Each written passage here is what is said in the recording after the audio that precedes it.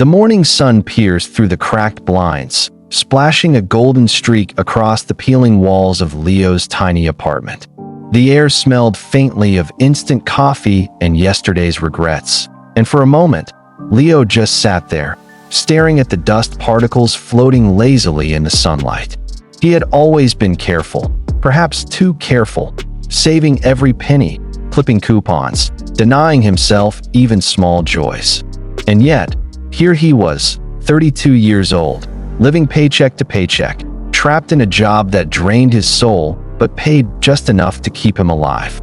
The bitter irony gnawed at him.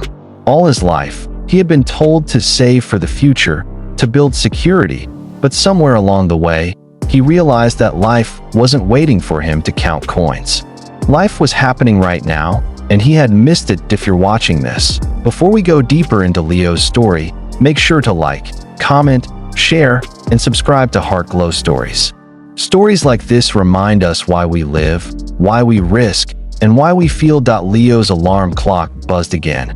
A harsh, mechanical reminder that the world outside his walls had moved on while he stayed frozen in his little bubble of caution. He dragged himself to the bathroom and looked into the mirror. The reflection staring back was tired, weary, and somehow unfamiliar. It wasn't the lines on his face that scared him, but the emptiness behind his eyes. He thought of his childhood dreams of adventure, of the small joys he had denied himself, the concerts he never attended, the spontaneous road trips he never took, the friendships he never deepened because he couldn't afford them. Money had always been the enemy he worshipped, the invisible shackle that dictated every decision, and now, he realized, it had stolen more from him than it had ever saved. Work that day felt heavier than usual. Leo typed emails mechanically, nodding at coworkers' jokes he barely heard, thinking instead about the email that awaited him from the bank, a notice of insufficient funds for yet another unpaid bill. Every keystroke felt like a tick of a clock counting down to an invisible deadline. By lunchtime, he walked to the small park across the street, sitting on a worn wooden bench beneath an ancient oak tree. Children's laughter drifted toward him, carrying the kind of joy that money could never buy. He watched as a little girl with messy hair chased a bright yellow balloon, her father laughing behind her. And for the first time in years, Leo's chest tightened, not with stress, but with longing. That evening, he met with his childhood friend, Mara, at a small coffee shop they used to haunt in college. Mara had always been spontaneous, the kind of person who would drop everything to chase a new adventure.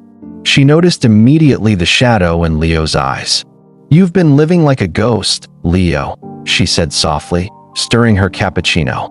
"All this saving, all this worrying, it's stolen your life.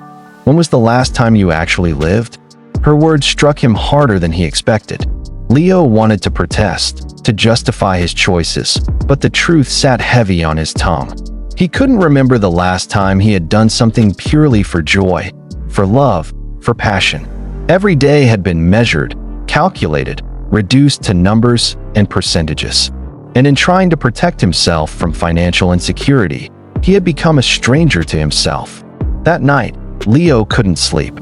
He stared at the ceiling, the walls closing in, each thought echoing louder than the last. What if life is slipping away, and I'm too afraid to grab it? The next morning, Leo made a decision. It wasn't rational, it wasn't safe, but it felt alive. He walked into his local bookstore and bought a small, tattered notebook, the kind that smelled of paper and possibility. On the first page, he wrote one word: now. Beneath it, he jotted down a promise to himself, to do at least one thing every day that made his heart race. Not for profit, not for investment, but for living. The first days were awkward.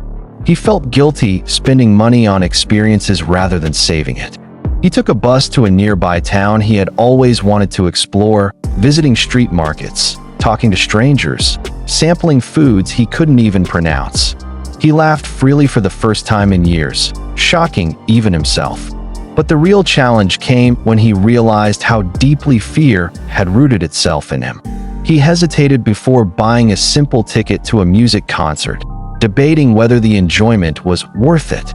And yet, When the bass thumped through his chest and the crowd cheered around him, he understood for the first time that joy is never a waste. Weeks turned into months. Leo's notebook filled with scribbles, tickets, and receipts, evidence of a life reclaimed. He learned that there were moments money couldn't save, lessons it couldn't teach, and that sometimes the greatest risk is not to lose money, but to lose life itself. His relationships deepened. He called old friends, invited them into his adventures. He discovered new passions: painting, cooking, and volunteering at a small shelter for abandoned animals. Each day was messy, unpredictable, imperfect, and beautifully alive. But Leo's journey wasn't without setbacks. Old habits die hard.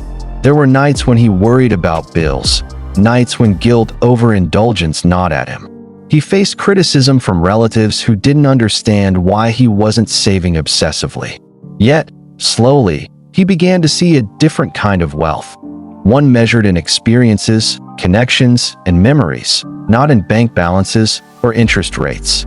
He began to understand that the life he had been saving for, the life he thought he was preparing to enjoy someday, had been waiting for him all along. One golden afternoon, Leo found himself sitting on the balcony of a small guest house by the sea. The waves crashed rhythmically, mirroring the pulse in his chest. He closed his eyes, feeling the sun warm his face, the breeze tousle his hair. A feeling of pure gratitude washed over him, not for the money he had saved, but for the courage to spend it on living. In that moment, he realized something profound. Money is only valuable when it serves life, not the other way around. The years he had hoarded coins, the nights he had sacrificed laughter, the days he had lived in fear, they had been lessons he would never forget. Leo opened his notebook and wrote a new page, one that would guide him forever. Never save money at the cost of your life. Invest in experiences, in love, in moments that make your soul come alive. Life, he finally understood, wasn't about accumulation, it was about immersion. And for the first time, Leo felt truly, deeply alive. That if this story touched your heart even a little, please make sure to like, comment, and share this video. Let us know in the comments how you would choose to live your life differently starting today. Heartglow Stories is here to remind you that it's never too late to live. Special request: before we continue, take a deep breath and think of one thing you've been postponing because of fear or money, and promise yourself you'll do it.